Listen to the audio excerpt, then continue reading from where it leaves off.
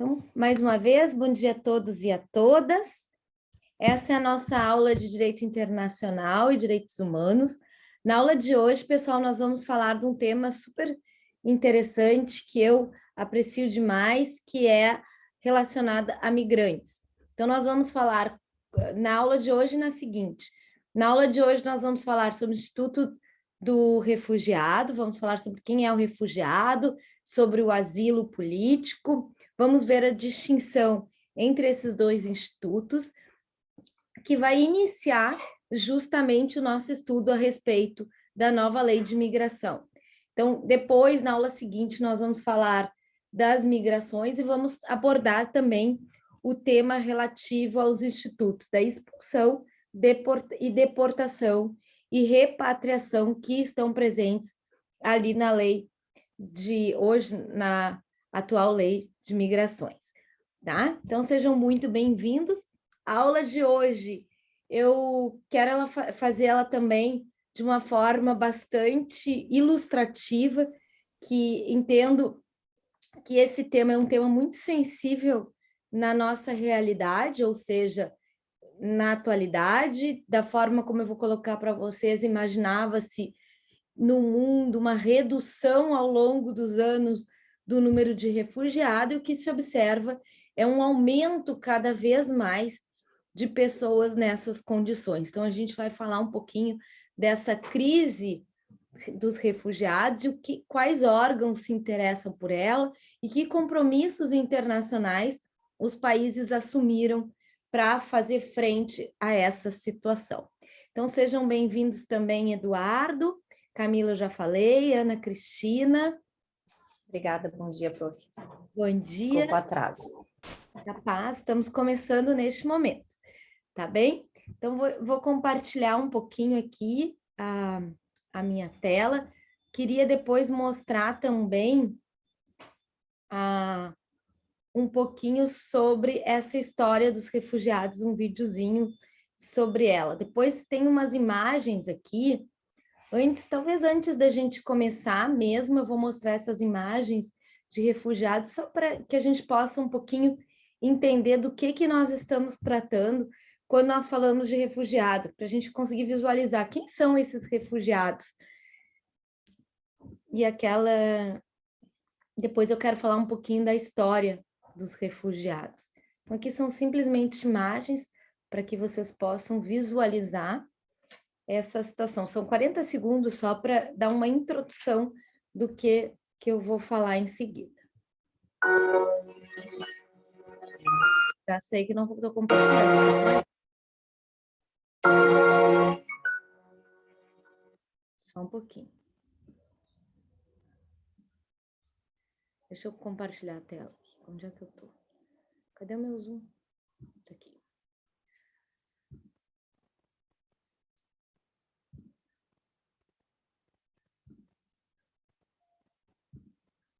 Só para a gente ver um pouquinho a imagem das pessoas.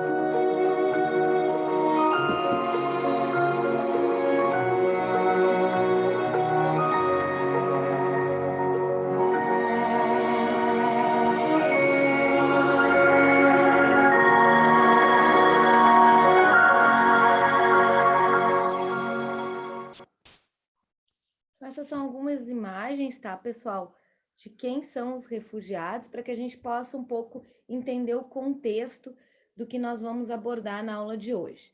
Tá? Aqui tem também uma imagem de pessoas se deslocando. Vejam, essa imagem ficou conhecida na Guerra da Síria.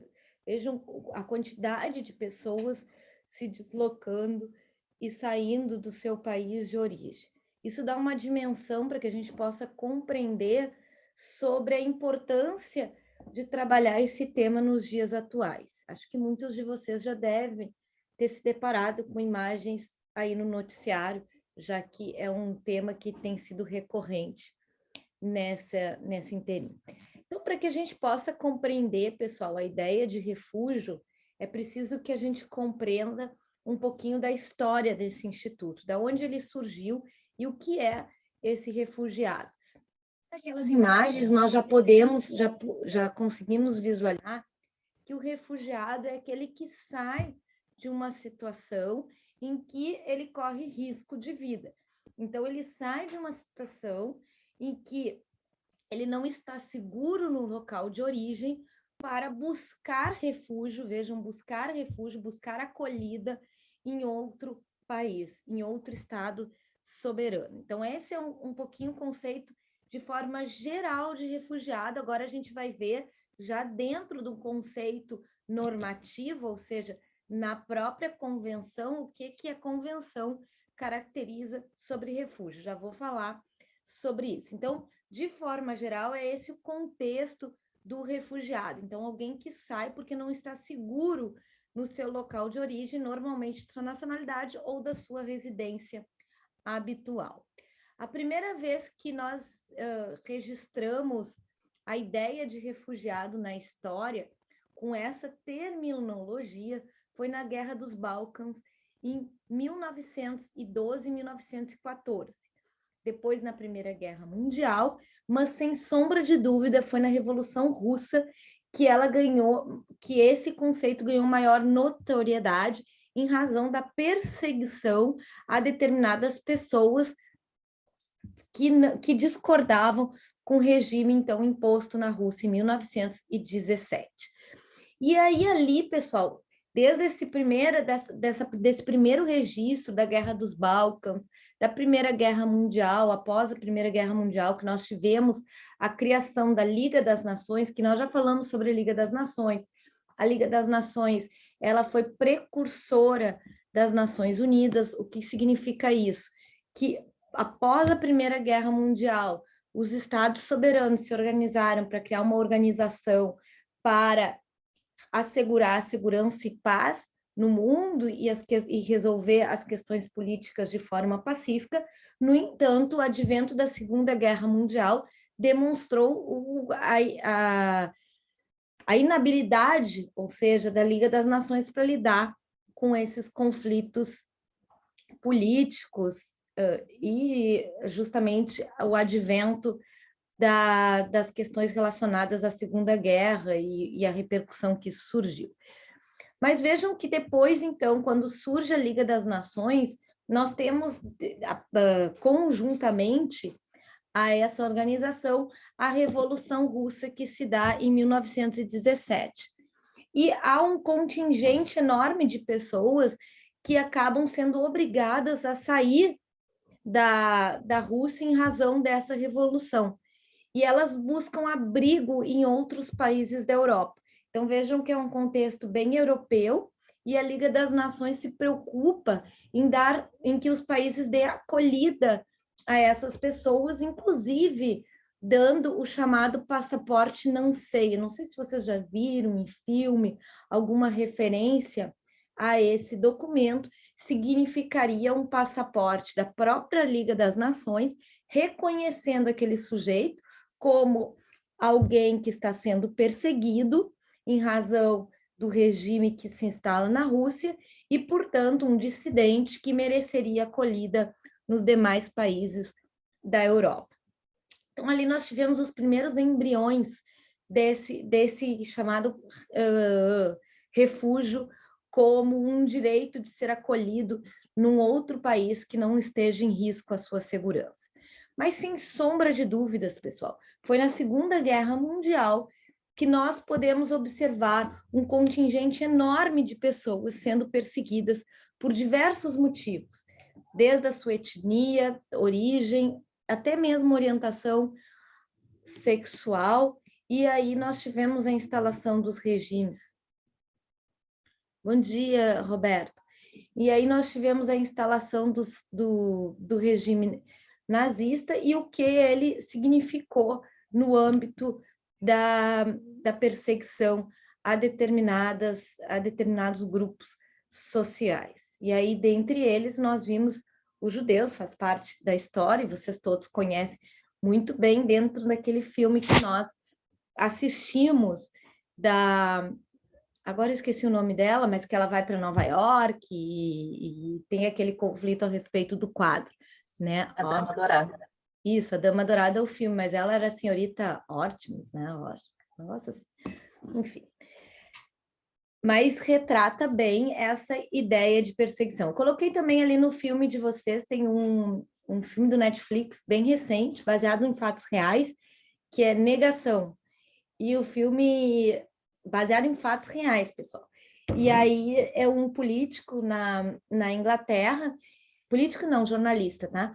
E ele afirma que o Holocausto não existiu, que seria tudo uma invenção. E aí, então, uma professora que foi, inclusive, refugiada, foi obrigada a sair da Europa para os Estados Unidos, ela, então, vai tentar comprovar que isso tudo é uma mentira, ou seja, que o Holocausto, de fato, existiu. E o que isso representou? A perseguição a determinados grupos, como judeus, ciganos, homossexuais e outros ali nesse regime com um propósito de extermínio muito grande. Aquelas pessoas, então, foram obrigadas a deixar os seus países de origem, como a senhorita Hartmann, né? Acho que era Hartmann. Ela deixou a Áustria lá com a invasão dos nazistas e tantos outros nessa situação. É Maria Altman, obrigada, Roberto. Viu? Quase. E o que acontece, então, pessoal? Termina a Segunda Guerra e os países demonstram uma preocupação com esse contingente de pessoas deslocadas e que ainda precisavam, muitas delas, se deslocar e regularizar a sua situação nos países de acolhimento. Então, as Nações Unidas, recém-criada, vejam, as Nações Unidas 1945, logo em seguida criam um braço dessas Nações Unidas, que em 1950, para tratar do refúgio, que é o Alto Comissariado das Nações Unidas para Refugiados, chamado Acnur. Depois tem um slidezinho sobre ele. E esse Acnur vai dirigir preocupação a respeito da logística de acolhimento, campos de refugiados para essa população que foi obrigada a deixar o seu país de origem. Claro que o que se imaginava naquela época, é algo que é super interessante, é que seria uma situação transitória. Ali nós teríamos aquele grande conflito da Segunda Guerra e a ONU viria para assegurar segurança e paz nas relações internacionais, de forma que a guerra seria algo que não aconteceria mais dentro da atual conjectura mundial. Claro que isso, de fato, não é o que acontece, nós percebemos isso e os conflitos continuam existindo e o contingente de refugiados só aumenta. Mas, naquele momento histórico, então, se precisava garantir essas pessoas deslocadas da Segunda Guerra Mundial. Pode passar, não. Ser deslocadas da Segunda Guerra Mundial, uma garantia de acolhimentos nos países de origem. É nascida, criada, então, a Convenção sobre o Estatuto do Refugiado de 1951, tá? Então, uma convenção da ONU que conceitua refugiado como... Pode passar, não. Como aquele que é obrigado a deixar a Europa, então o continente africano, desculpa, continente europeu, em razão dos conflitos ocorridos durante aquele intervalo de tempo correspondente à Segunda Guerra Mundial. Então, esse é o conceito de refugiado dado pela Convenção das Nações Unidas sobre Estatutos Refugiados. E para que uma convenção, um tratado internacional, para os países, então, terem um compromisso de acolhimento daquelas pessoas naquela situação. Então, os países vão analisar a situação do sujeito que seja perseguido, então, o conceito de refugiado é aquele que é perseguido por motivo de pertencimento a determinado grupo, etnia, nacionalidade. Então, ele faz parte de um grupo, ele faz parte de uma situação em que ele é perseguido. Então, ele não tem segurança em razão do pertencimento dele a esse grupo. Além disso, se diz respeito ao marco geográfico e temporal específico, ou seja, Segunda Guerra Mundial, Europa. Então, esse é o conceito de refugiado, depois eu vou passar ali para vocês, exatamente como consta na Convenção das Nações Unidas. E os países assinam e entram, aderem fazem adesão a essa convenção com o compromisso de, uma vez eles reconhecendo o status de refugiado a esse indivíduo, assegurar-lhe um acolhimento, assegurar-lhe proteção. Isso em 1951, vejam que o Brasil tão prontamente já ratificou essa convenção. Só que o que aconteceu no mundo? O conflito não ficou. A única guerra que aconteceu foi a Segunda Guerra Mundial, depois das Nações Unidas não tivemos mais guerra. Não é uma verdade. Nós tivemos vários conflitos pós Segunda Guerra Mundial, claro que não de proporção mundial e também não no continente europeu. Então, nós tivemos várias, a gente viu ali, tem ali no material de vocês, até mesmo nesse material atual de refugiado, todos os conflitos relacionados, por exemplo, Camboja, Vietnã, depois ali ainda Sri Lanka, ali na África, até hoje, vários conflitos, agora essa questão do Sudão, agora Afeganistão, em razão do advento da tomada do poder do Talibã, isso reproduzindo o quê? Pessoas que não se sentem seguras na sua localidade são obrigadas a deixar o seu local de origem.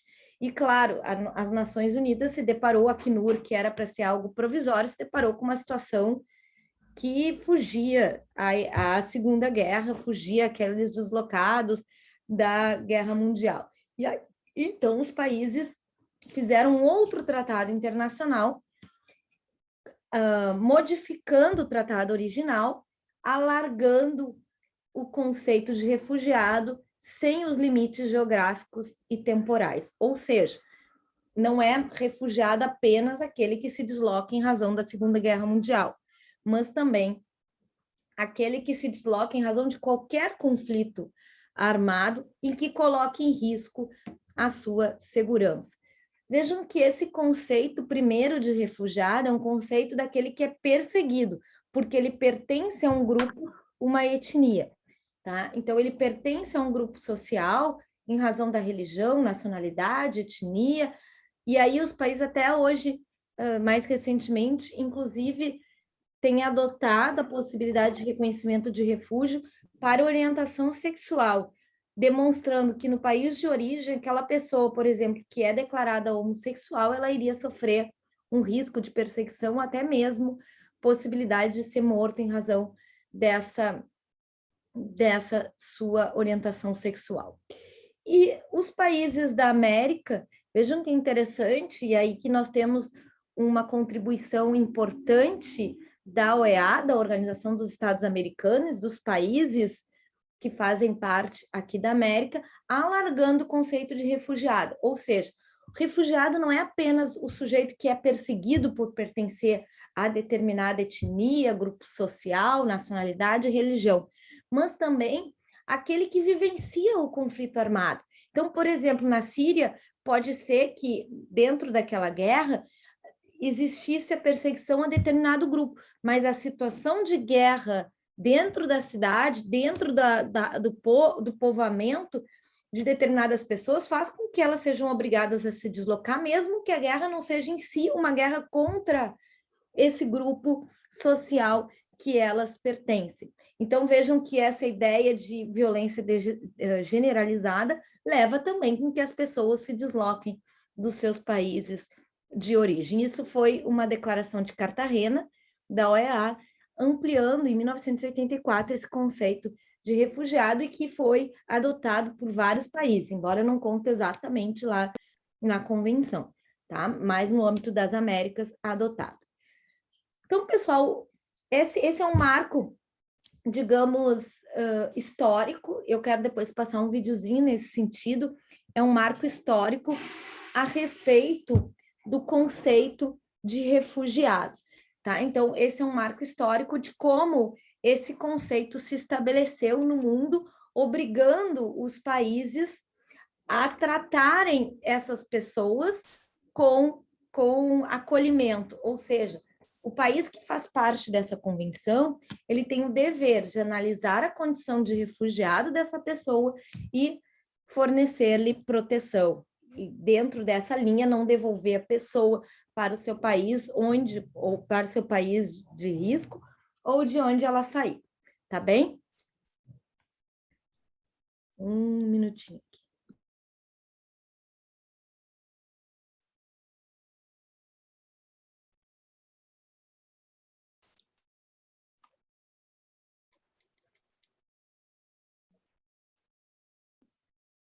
Eu vou passar o videozinho aqui, aí vocês vão ver um pouquinho sobre esse histórico. Opa. Deixa eu interromper.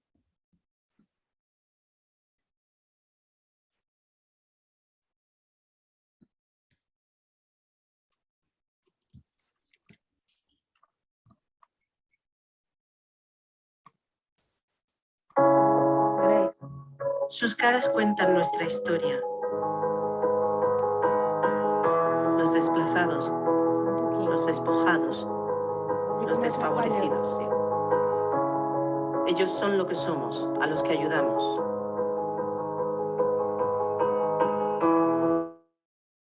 Cruzadas por las guerras, la persecución.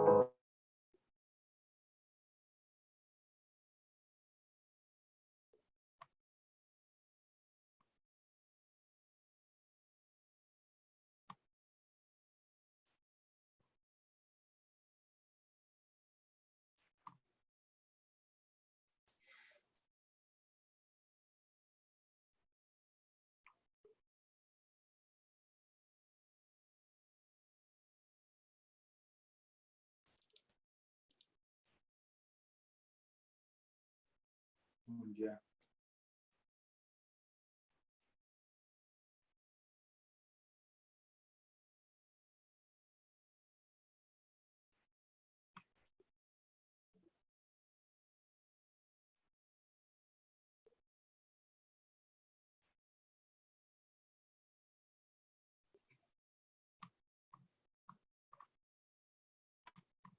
Terçou.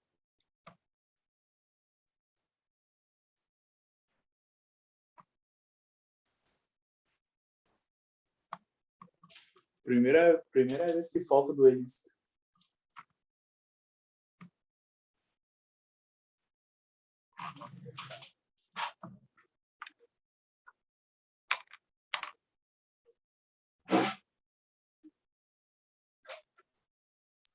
Ô, Túlio, tu tá com teu microfone ligado.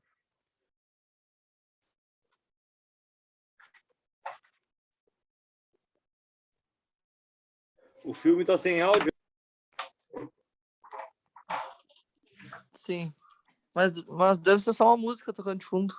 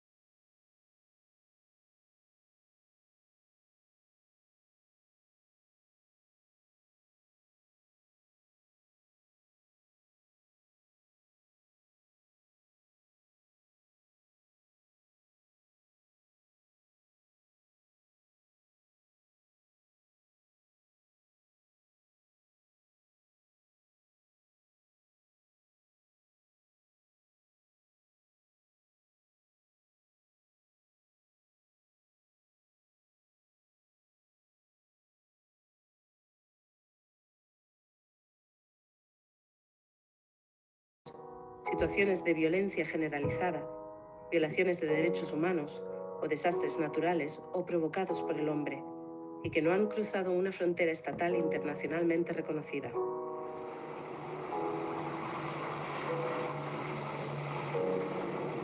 A medida que los conflictos han ido cambiando, también lo ha hecho el papel de ACNUR. En los Balcanes, ACNUR empezó a trabajar directamente en las zonas de conflicto, algo que no había hecho durante sus primeras 4 décadas de historia, y sigue haciéndolo hasta la fecha.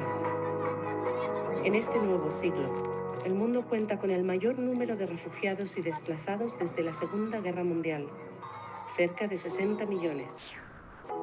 Las largas y enconadas guerras en Somalia y Afganistán, los conflictos en la República Centroafricana, Nigeria, Sudán del Sur, Yemen, Libia. Y en Siria, un país fracturado. 4 millones de refugiados han huido a países vecinos. Más de 7 millones se han convertido en desplazados internos. Y en el mar se han perdido miles de vidas. Sirios, somalíes, eritreos, etíopes que se embarcaron en busca de una vida más segura. Los retos crecen a un ritmo alarmante.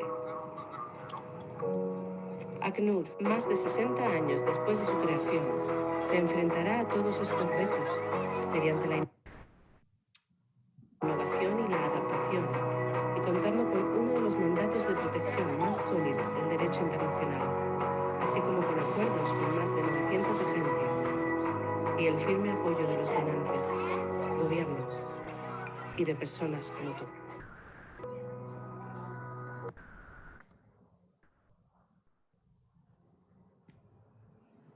Eita, assim, vocês não ouviram, pessoal?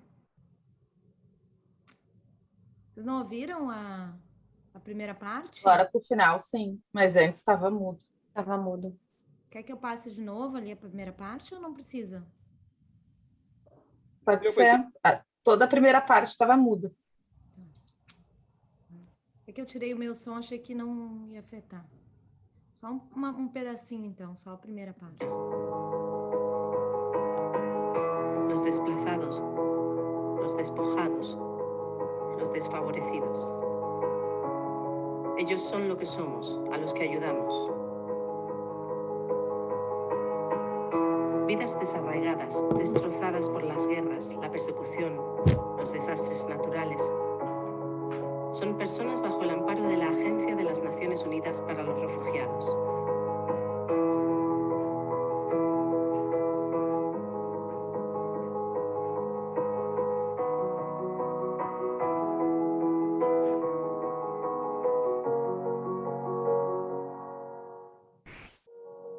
La Segunda Guerra Mundial dejó tras de sí naciones destruidas y refugiados huyendo de sus países. En total, más de 1 millón de personas. Los gobiernos necesitaban ayuda. La crisis necesitaba ser coordinada. En diciembre de 1950 se fundó la Oficina del Alto Comisionado de Naciones Unidas para los Refugiados. En julio de 1951 se adoptó la Convención de Naciones Unidas sobre el Estatuto de los Refugiados. Un refugiado es una persona que se encuentra fuera del país de su nacionalidad y no puede regresar a él debido a fundados temores de ser perseguida por motivos de raza, religión, nacionalidad, opiniones políticas o pertenencia a un determinado grupo social. Sus fundadores pensaron que ACNUR tardaría solo 3 años en completar su trabajo, y se equivocaron. En 1956, los húngaros se alzaron en armas contra la ocupación soviética y fueron aplastados. 200.000 personas huyeron de su país.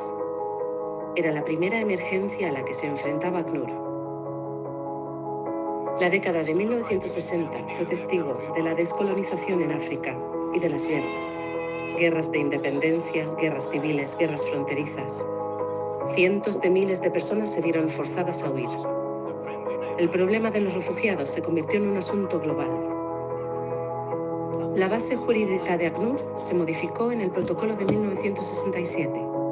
Ahora la agencia tendría responsabilidad global en materia de refugiados. En la década de los 70, el foco de conflicto estaba en América Latina y Asia. En los años 80 y los 90 estallaron nuevas guerras en África, Oriente Medio y el sur de Europa. El número de personas en necesidad de protección se disparó. En el Líbano, Somalia, Sri Lanka, Afganistán, Uganda. En 1951, ACNUR comenzó con 34 trabajadores. A finales de 2015 tenía más de 9.300 trabajando en 125 países. Y 146 estados habían firmado la Convención sobre los Refugiados. Su labor fue reconocida con el Premio Nobel de la Paz en 1954 y 1981. A finales del siglo XX, en un mundo de guerras civiles, conflictos étnicos, desastres naturales, aparecieron nuevas víctimas que habían tenido que abandonar sus hogares, pero no sus países. Los principios rectores de ACNUR identificaron a un nuevo grupo de personas necesitadas de protección: los desplazados internos. Los desplazados internos son personas o grupos de personas que se han visto obligadas a huir o a abandonar sus hogares o lugares habituales de residencia como resultado de, o para evitar los efectos de los conflictos armados, situaciones de violencia generalizada, violaciones de derechos humanos o desastres naturales o provocados por el hombre, y que no han cruzado una frontera estatal internacionalmente reconocida.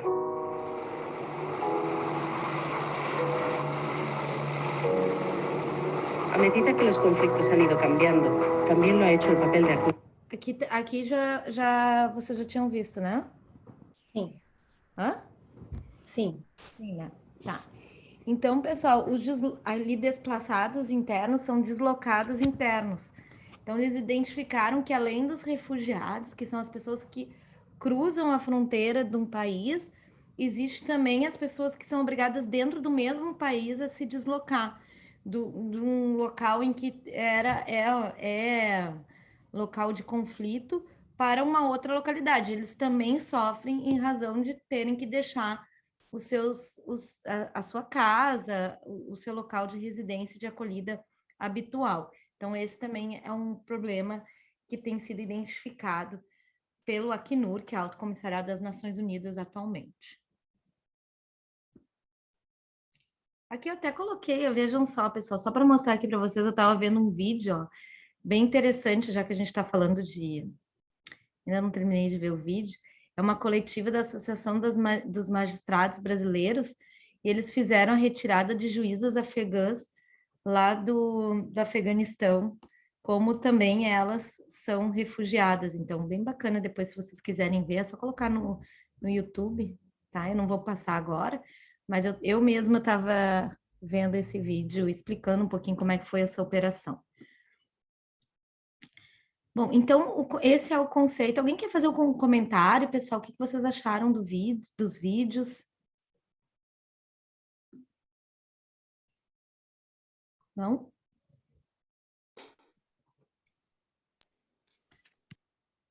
Então, tá bem. Professor, só lembrar comunitária, né, que é triste da gente ver o ser humano ainda vivendo em condições tão precárias, né? Em nome desses que existe tanta lei. A gente está falando dos refugiados, né? Em nome deles que a gente está falando dos refugiados, sim. Isso, eles são as pessoas... É uma pena gigante que todo ano cresça o número de refugiados, né? Porque deve ser muito triste ter que se deslocar da tua casa, do teu país, né? Forçado, porque tu vai para outro país do zero, sem conhecer ninguém, muitas vezes vocês não conhecem o idioma, né? Então fica tudo mais difícil. Exatamente, realmente é uma questão muito importante mesmo. Tempo acolhido vai dar uma esperança para as pessoas, né, que vivem aquela condição, né, que são colocados no mundo, né, muitos naquela condição já, né. Muitos nascem naqueles acampamentos e em situação precária. Aqui também no Brasil, nas nossas favelas, em lugares mais pobres, assim, também a gente vive algo parecido aí. Em termos de pobreza, sim, mas a diferença talvez tenha essa relação que o Henrique colocou, de desconhecer a língua, desconhecer a cultura, né? Também muitas vezes eles chegam e são explorados, né? Quando conseguem trabalho, por exemplo, a maioria pega em obra. E eu tenho uns vizinhos venezuelanos aqui que eles falaram que chega a trabalhar 14 horas numa obra, sabe? Mas, nossa, assim, meu amigo, isso aí é uma coisa... se o cara tem emprego, tudo é melhor que a guerra, né? A gente se sujeita a qualquer coisa em relação à guerra, né? Ah, com certeza, com certeza. Ser humanos aí, né, para as pessoas que exploram, mas ainda a mesma exploração, ela tem um fundo de uma nova oportunidade para a pessoa, né? Ela tem que vencer aquela barreira para sair daquilo. Claro que essa situação, como o Henrique colocou, acaba levando a situações de exploração do trabalho. A gente tem muitos casos de trabalho em condição análoga à escravidão relacionados a bolivianos. Então, eles vêm numa situação de migração irregular, sem os documentos, e aí se sujeita a esse tipo de trabalho. A gente vai ver a diferença um pouquinho do refúgio para as outras espécies de migrantes e as outras formas de acolhimento, como a acolhida humanitária. Eu vou primeiro tratar desse refugiado, mas é interessante porque muitas vezes a gente pensa que tudo é refúgio, mas existe essas, do seu ponto de vista técnico, essas nuances. Mas a gente vai relacionar, claro, o tema de refugiado com um tema maior, que é o tema da migração. Um dos problemas grandes, dentro do que o Henrique também falou, pessoal, que tem acontecido, é casamentos de meninas de 12 anos buscando uma situação de saída dessas áreas conflituosas. Então, elas com 12 anos, elas se tornam vítimas também de tráfico de pessoas. Então, vejam que tudo isso acaba levando a uma situação maior de violação a direitos humanos, né? Desde a exploração do trabalho, a questão do tráfico de pessoas, exploração sexual, tudo isso acaba sendo relacionado. Então, Professora, diga. olhando aqui esse marco temporal que a senhora fez aqui, a Convenção das Nações Unidas sobre os Estatutos dos Refugiados de 51 e se refere especificamente à Segunda Guerra Mundial, que acabou em 45 na Europa, né, e 46 na Ásia, e ela fala sobre o pessoal da Europa que sofreu com a guerra, né? Isso. Isso foi feito seis anos depois, né? Essa convenção. Ela foi feita para legalizar uma situação das pessoas que já haviam saído da Europa durante a Segunda Guerra Mundial. Exato. E foi feita em função de que depois de 45 na Europa, as pessoas continuaram saindo da Europa porque ela ficou destruída, tipo na Alemanha, o país, e toda a Europa, né? Por conta de bombardeios, etc., sem oportunidade, e as pessoas europeias continuaram saindo. Tipo, isso deu um marco legal importante para os países poderem estar legalizarem as pessoas que estavam irregulares, talvez. Exatamente. O que seria, professor? Exatamente. Das pessoas, num primeiro momento, essas pessoas que saíram em razão... Veja, esse conceito de refugiado aqui, ó, que é o conceito da primeira convenção, tá? Então, ela vai abranger o objetivo de regularizar aquelas pessoas que saíram em razão da perseguição. Então, não em razão da dificuldade econômica, mas em razão da perseguição. Depois, também, a Europa ela vai receber muito dinheiro para se reconstruir. Claro que isso vai levar um tempo e as pessoas vão sofrer, mas são esse motivo de perseguição é que vai levar as pessoas a saírem do seu local de origem. E aí, essa convenção veio para regularizar essa situação das pessoas no mundo.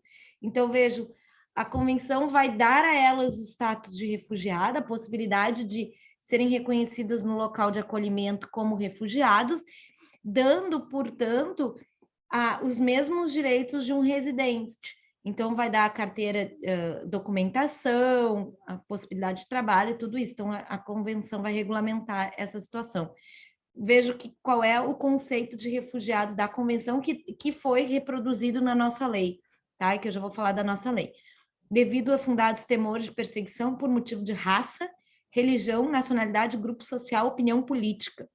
Então, essa é a ideia do conceito de refugiado original. Então, é alguém que pertence a um grupo que é perseguido, e não um migrante econômico.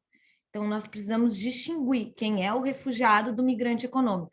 Então, aqui, ó, em muitos casos, aqui eu botei uma foto de um navio, mas muitos dos casos que nós vemos no noticiário relativamente à chegada de pessoas, às vezes do continente africano ou nos Estados Unidos, do continente mexicano e América Latina, elas não se enquadrariam exatamente no conceito de refugiado, mas de migrantes econômicos.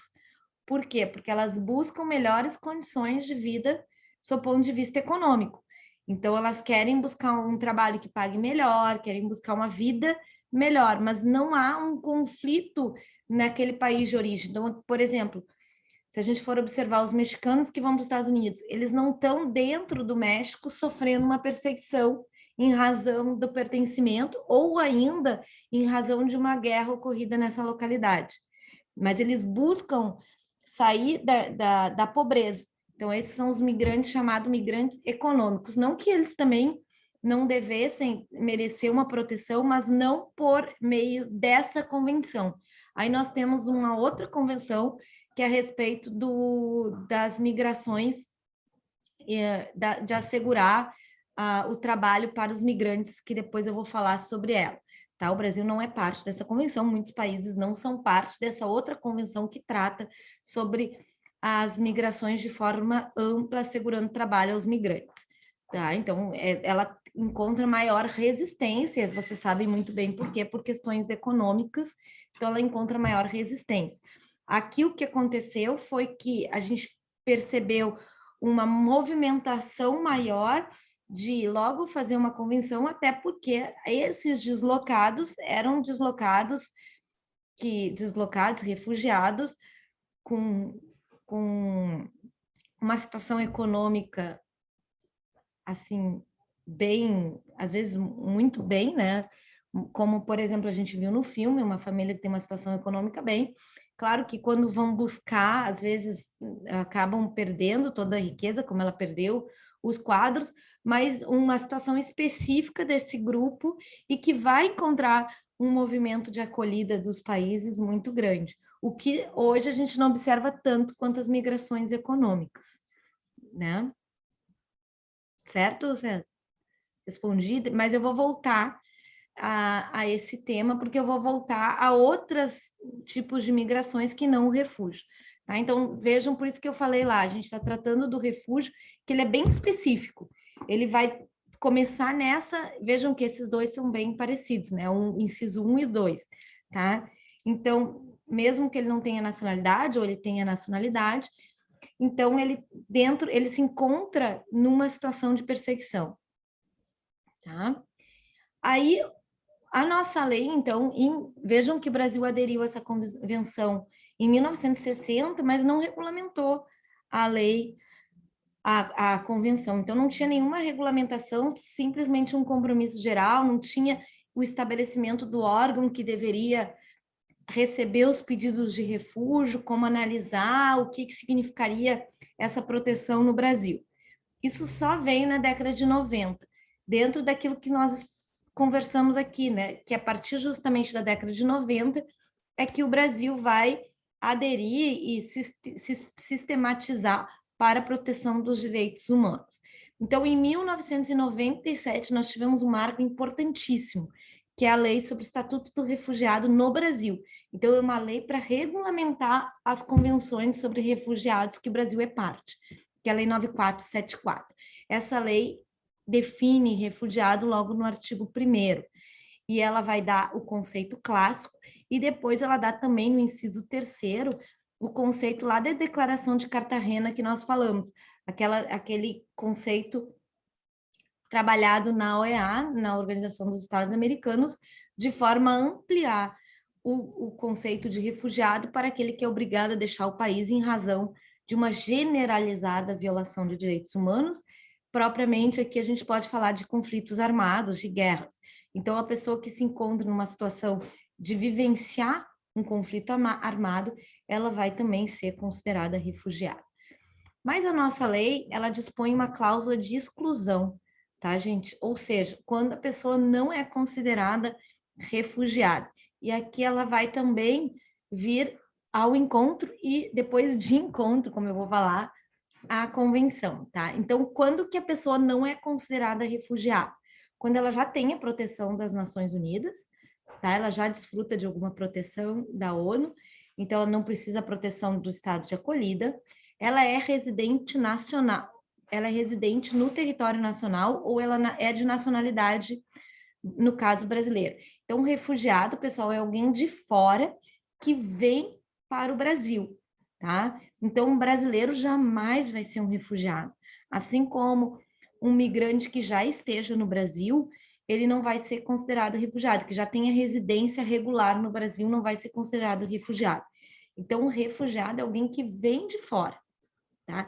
E vejam que interessante, ele só pode pedir refúgio quando ele chega no território nacional, diferentemente de outras espécies de proteção que ele pode requerer nas embaixadas, nos consulados. Aqui ele tem que entrar no território nacional para pedir o refúgio. Depois eu já vou abordar mais sobre esse aspecto. Também não pode ser considerado refugiado quem é o agente perpetuador justamente de crimes graves contra a humanidade, contra a paz, crime de genocídio. Então, não pode ser um refugiado. Então, imagine, por exemplo, num conflito armado, vou falar aquele general de milícia, etc., que é justamente aquele que persegue as pessoas de determinada localidade. Esse não pode ser considerado refugiado, ele está sendo um agente de violência. Então, a convenção explicitamente dispõe que ele está afastado do conceito de refugiado. Depois tem também aqui, pessoal, a nossa lei brasileira acrescentou crime hediondo e participado de atos terroristas ou tráfico de drogas, tá? Aqui nós temos uma questão interessante, porque às vezes, tá? Isso é uma questão pessoal que eu até escrevi um artigo sobre isso, que isso não deveria ser uma cláusula de exclusão, tá? Mas por quê? Porque às vezes as pessoas vêm numa situação de serem consideradas, de serem aliciadas por organizações criminosas para fugir do seu local de origem. E se elas são mulas de tráfico de drogas, elas não poderiam ser consideradas, pedir a proteção de refugiado, que poderia ir de encontro ao escopo da lei. Mas está lá na nossa lei, tá? Está lá no nosso Estatuto dos Refugiados, existe margem para brigar, para tentar, de alguma forma, excluir. Eu estou, como aqui professora, tenho aqui a missão de passar para vocês as exceções que estão na lei, embora sob o ponto de vista crítico. Já falo aqui para vocês por quê? Porque o tráfico, principalmente o tráfico de drogas, ele é um ponto de aliciamento de pessoas, muitas vezes de extrema vulnerabilidade, que se submetem a esse tipo de ação de forma internacional, até como forma de sair dos seus países de origem. E depois aqui o inciso 4, tá, gente? Que seja culpado conforme os atos contrários das Nações Unidas. Aqui tem um problema porque ela é muito abrangente. Então, caso concreto tem que ser bem analisado para que não desvirtue, com base em subjetivismos, aquele que não seja considerado refugiado. Porque indúbio, ou seja, em dúvida, né? Indúbio a gente usa, em dúvida, a interpretação tem que ser pró-refugiado, ou seja, em favor de considerar o sujeito refugiado. Outro princípio também que é estabelecido a respeito desse tema é o princípio do non-refoulement, ou seja, do não retorno. Não pode retornar a pessoa para o local em que ela corre risco. Então, em hipótese alguma, os países devem devolver aquela pessoa para alguma localidade em que a sua vida, a sua integridade física possa correr risco. Então, vocês vão ver, e é realmente em francês, assim, que é estabelecido nas convenções, nas decisões judiciais, por isso que eu trouxe a expressão exatamente como ela é, para que vocês tenham essa intimidade com o nome, não é apenas não retorno, mas não Refulemã, tá? E outro princípio super interessante na questão dos refugiados é o princípio da unidade da composição familiar. Ou seja, uma vez que seja reconhecido o Estatuto do Refugiado para uma pessoa, esse reconhecimento deve se estender para todos os membros da mesma família, ascendentes, descendentes e cônjuges. Às vezes a gente tem alguns problemas quando é colateral, porque a lei é mais restritiva, mas é algo que tem sido trabalhado também, já vou falar, dentro do processo de refúgio. Está lá no CONARE, que é o Comitê Nacional para Refugiados, que eu já vou falar sobre ele. Então, esses são os princípios gerais do conceito, né, do Instituto do Refugiado. Não devolução, em dúvida para o refugiado e o princípio da unidade familiar. Tá? Então, o que se encontra aqui no artigo 2º? Nesse caso da unidade familiar, o trâmite vai ser super célere, porque basta comprovar essa mesma pertencimento à mesma família, que já sai o pedido de reconhecimento de refúgio. Agora eu vou falar um pouquinho sobre os dados, pessoal, e depois sobre o procedimento de refugiado. Esses dados eu acho que são super interessantes para a gente conseguir visualizar um pouco essa dimensão dos refugiados e desconstruir um pouco essa ideia de que os refugiados estão dominando o Brasil e a Europa. Pelo contrário, tá? O número de migrantes no Brasil, e nem só de refugiados, migrantes, é muito menor do que as pessoas têm a impressão de ser. Saíram pesquisas recentes sobre isso, e o número de refugiados na Europa é muito menor do que o número de refugiados em outros países do mundo. Então, se passa muitas vezes a impressão de que é a Europa que está sofrendo a crise. Não, é porque a Europa é que está fazendo mais barulho nesse sentido. E, claro, a Europa recebe mais os migrantes econômicos, como nós vimos, até porque muitos países da Europa são países em que esses migrantes eram das colônias dos então impérios europeus. Então vejam aqui os países que mais acolhem refugiados. Olha aqui o país que mais acolhe refugiados. Claro que esses dados são de 2018, pessoal. Não temos dados mais recentes sobre esse tema. Isso é claro que vai mudar. Isso aqui é quando o Afeganistão, não era nem agora, nesse momento dessa tomada do regime. Também o Sudão agora também está enfrentando uma outra crise. Então, isso tudo coisas que vêm alterar em razão dos fatos históricos. Tá?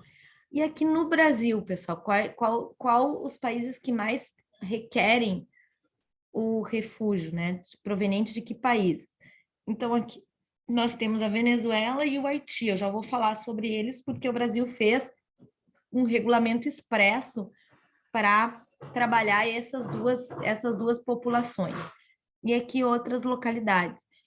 Vejam que, por exemplo, na China é possível, sim, que alguém seja perseguido num regime que, em tese, é um regime estável, em tese, tá? E essa pessoa, então, venha procurar, porque comprove que a sua situação é uma situação de perseguição naquela localidade. Então, aqui, só para um pouquinho retratar. Depois, ali no nosso material, no AVA, tem o documento completo sobre esses dados, que chama-se Refúgio em Números. Então, vocês podem verificar ali. Aqui por ano também, como isso aumentou, aqui nós tivemos a crise do Haiti, né? Nessa 2014, 2015. E agora eu vou falar um pouquinho do procedimento. Então, nós temos compromissos internacionais que asseguram que os países devem fazer o acolhimento dessas pessoas em situação de refúgio. Mas é o país que recebe essa pessoa que determina e caracteriza aquela pessoa como refugiada. O que isso significa? Que a pessoa não vem com uma placa, eu sou refugiado, né? Então, ela vem para o país, mas ela vai dizer, olha, eu vim por essa situação, mas o país de origem, as autoridades do país de acolhimento vão analisar se ela se enquadra efetivamente nessa situação de refúgio. Então, veja, ela só pode solicitar o refúgio no momento que ela adentra o território nacional brasileiro. Então, não existe pedido de refúgio em outra localidade. Ela não pode pedir refúgio, pessoal. Aí eu tô lá na Síria e eu vou pedir refúgio no Brasil. Não. Ela tem que vir ao Brasil, quando chegar ao Brasil, requerer o refúgio.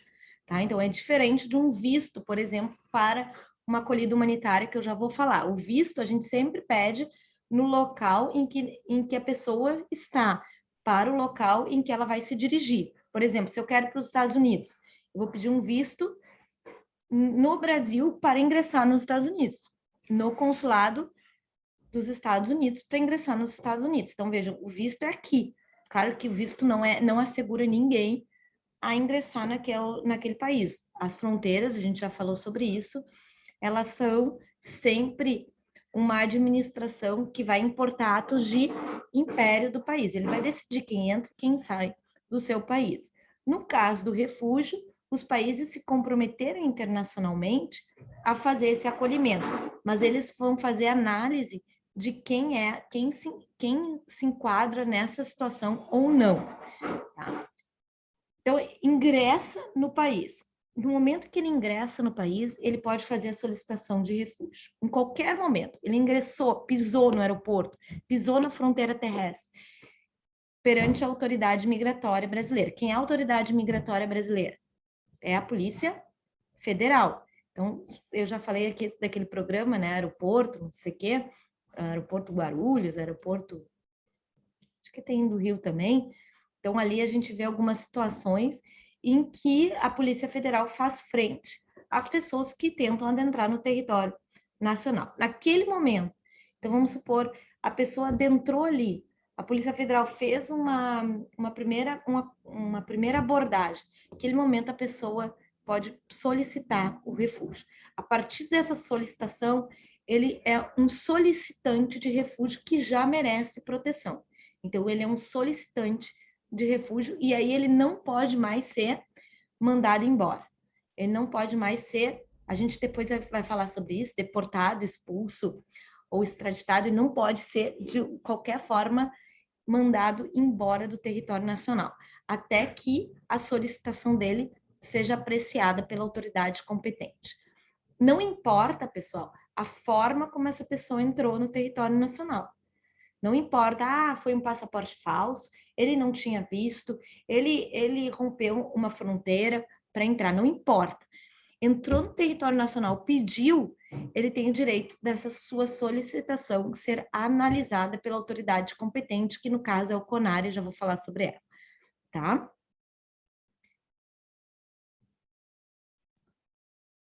Isso vale também para quem cometeu crime em outro país? Sim, quando ele ingressa no país, Larissa, então ele já pode ser solicitante de refúgio, a não ser que o nome dele já esteja na difusão vermelha da Interpol. Aí ele vai ter dificuldade, porque isso vai ficar lá na exceção de refúgio, tá? Então, isso pode acontecer da Polícia Federal verificar que ele é um agente perpetuador de violência, justamente se enquadrando na causa de exclusão, mas ele vai ter análise do pedido dele. Porque quando ele ingressa no país que ele cometeu outro crime, o que vai acontecer? Se existe já um pedido de extradição ativo, a Polícia Federal vai fazer a detenção dele para cumprir a extradição. E aí, nessa hipótese, ele pode solicitar o refúgio e a análise do refúgio, inclusive, vai sobressair sobre o pedido de extradição. Ou seja, o país analisando que ele é, na verdade, uma vítima e não um agente perpetuador de violência, ele não vai fazer... ele vai negar a extradição, ou seja, o retorno para o país que ele cometeu o crime e vai acolher como refugiado. Compreendeu?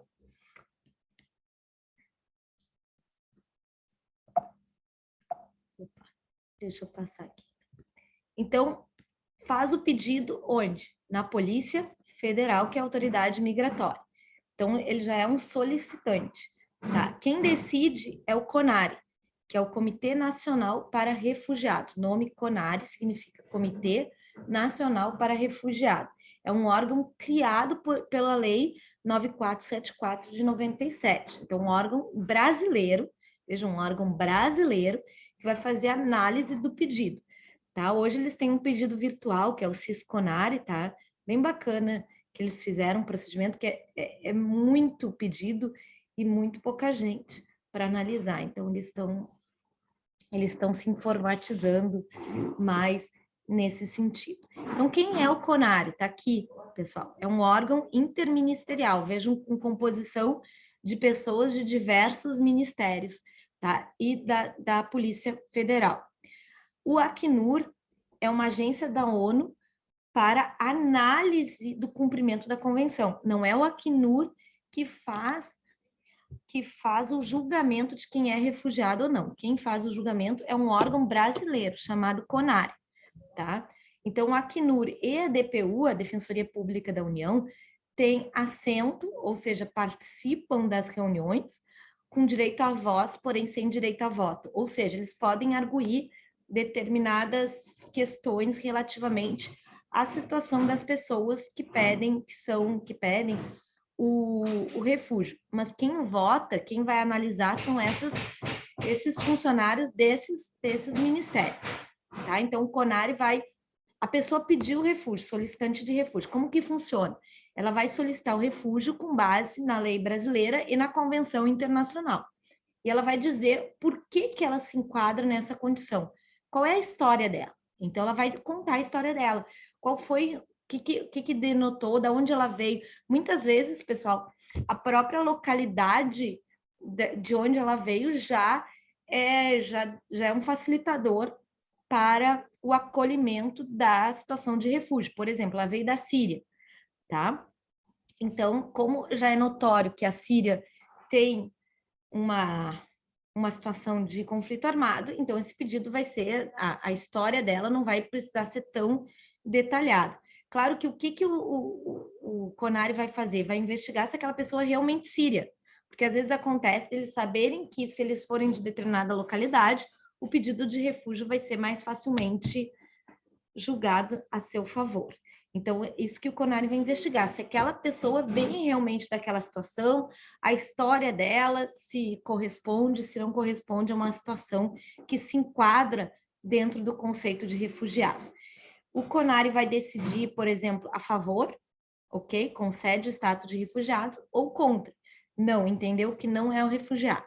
Dessa decisão cabe recurso para o ministro da Justiça, tá? Normalmente, aqui a gente tem a participação, às vezes, da Defensoria como um órgão de atuação extrajudicial aqui para requerer essa decisão. Mas, via de regra, pessoal, a decisão do CONARE não muda no caso de recurso do Ministério da Justiça. O único caso conhecido que mudou foi o caso do César Battisti. Por quê? Porque quando ele veio ao Brasil, ele pede a condição dele de refugiado. Ele pede, e aí vem como, acho que foi a Larissa que me perguntou aqui no bate-papo, deixa eu ver, que eu já perdi a Larissa.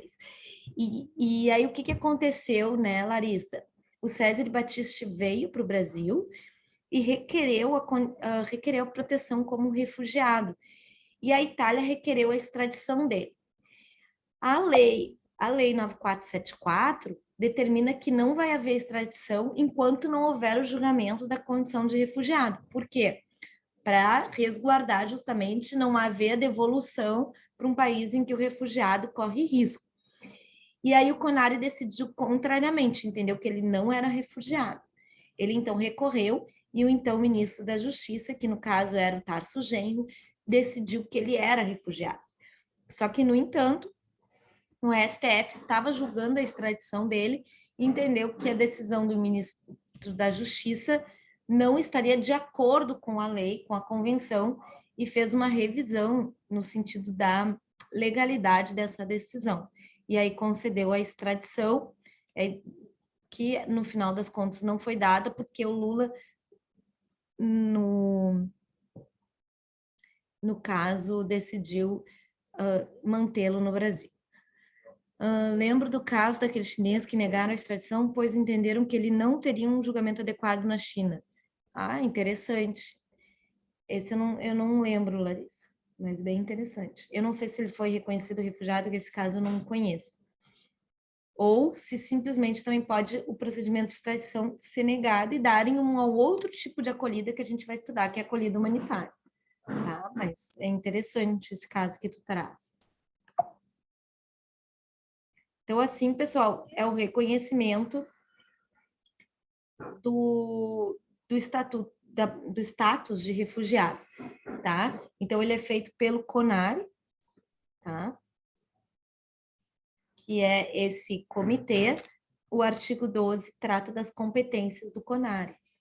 Então, ele vai decidir a caracterização de refugiado ou não daquele indivíduo. Uma vez que ele ingressa no território nacional, pessoal, ele já recebe uma carteira de trabalho provisória, já recebe documentos provisórios, CPF, e então, ele uma vez sendo depois acolhido como refugiado, ele recebe a carteira definitiva. Quanto tempo em média leva todo esse processo? Ah, muito bem, muito boa pergunta. Por isso que eu disse, se a solicitação de refúgio for com base na reunião familiar, leva poucos meses. Mas se não for, o CONARE estava meio atolado de trabalho, então eles estavam se queixando que levava às vezes mais de ano, tá, para decidir a situação. Por quê? Porque eles levam uma equipe multidisciplinar para fazer a oitiva da pessoa, fazer a colheita de dados, com análise probatória dos casos, então isso tem levado, como são muitos os pedidos, isso tinha ocasionado como é que a gente diz assim, um gargalo, né? Tinha ocasionado muitos pedidos com pouco dando conta das decisões. Então, esse era um problema, que foi, de certa forma, resolvido, como eu vou falar aqui, tá, Sonimara, com uma outra alternativa dada pela lei brasileira, já que esses pedidos de refúgio estavam demorando muito, que é justamente a acolhida humanitária, tá? Que eu já vou tratar. Aqui eu trouxe, pessoal, um pouquinho do Acnur, que é uma agência das Nações Unidas, a gente viu os vídeos, tudo, tá? Ele tem sede em Genebra, então é um órgão das Nações Unidas, nesse sentido, e ele não é ele que decide quem é refugiado, ele simplesmente dá um apoio, uma proteção aos refugiados, ele tem campos de refugiado para tentar acolher provisoriamente, sempre os campos de refugiados devem ser algo provisório, tá? Para fazer essa logística, mas são os países, dentro da sua soberania, dentro do compromisso internacional, é que devem receber esses refugiados. Então, essa é uma questão interessante, porque é o país que analisa se a pessoa se enquadraria dentro do conceito da Convenção de Refugiado ou não. Claro que uma vez que se enquadraria, ele tem a obrigação internacional de fazer esse acolhimento. Então, esse é um ponto bem importante dentro dessa análise, principalmente quando a gente percebe a questão hoje colocada da Europa como pioneira na ideia de saída de pessoas e hoje um ponto de bastante atração de pessoas que buscam esse acolhimento. Então, a gente pode falar um pouquinho dessa dicotomia que existe entre o papel que a Europa teve na expansão do conceito, na fixação do conceito, e hoje tem de um pouco mais refratária a essa ideia de refugiados.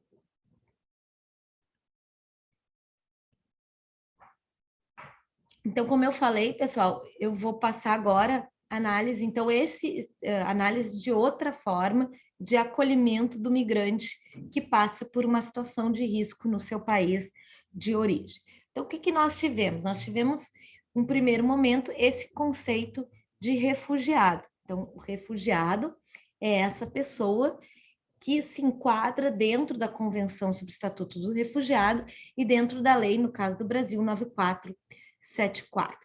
Só que o que nós observamos ali no ano de 2010 no mundo? Nós tivemos ali em 2010 aquele terremoto no Haiti, uma crise institucional muito grande que levou com que esses haitianos saíssem em massa, deixassem em massa o seu território nacional, buscando, e aí nós podemos perceber, né, pessoal, buscando via Acre, via várias rotas, um acolhimento no Brasil. E aí eles chegando no Brasil, eles faziam um pedido de refugiados. Só que, e era um contingente muito grande, só que muitas dessas questões diziam respeito a uma calamidade ambiental, ou seja, um terremoto, e não necessariamente uma situação de conflito armado ou de uma perseguição conforme o Estatuto dos Refugiados, a lei e a convenção assim estipulam.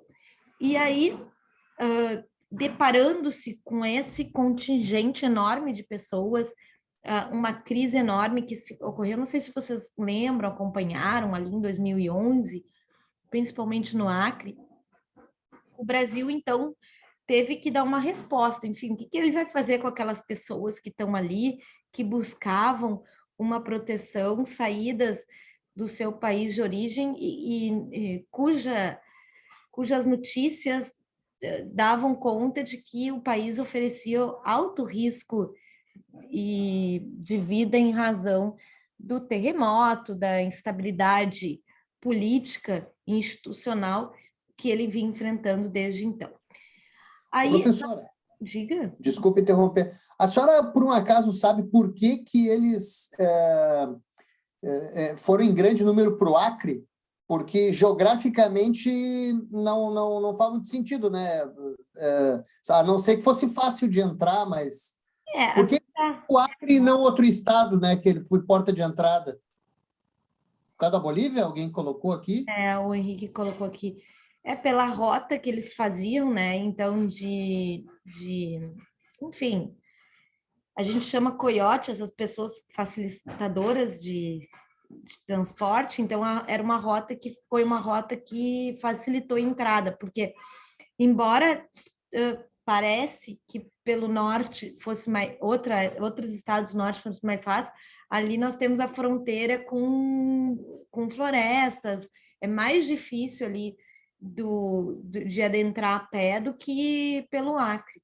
E aí o Henrique colocou também a questão de ser mais fácil entrar pela Bolívia. Ali, por exemplo, na fronteira entre Brasil e Colômbia, é um território que é dominado pela Farc, não é fácil ali de, por exemplo, fazer esse caminho. Né? Fora a questão da própria floresta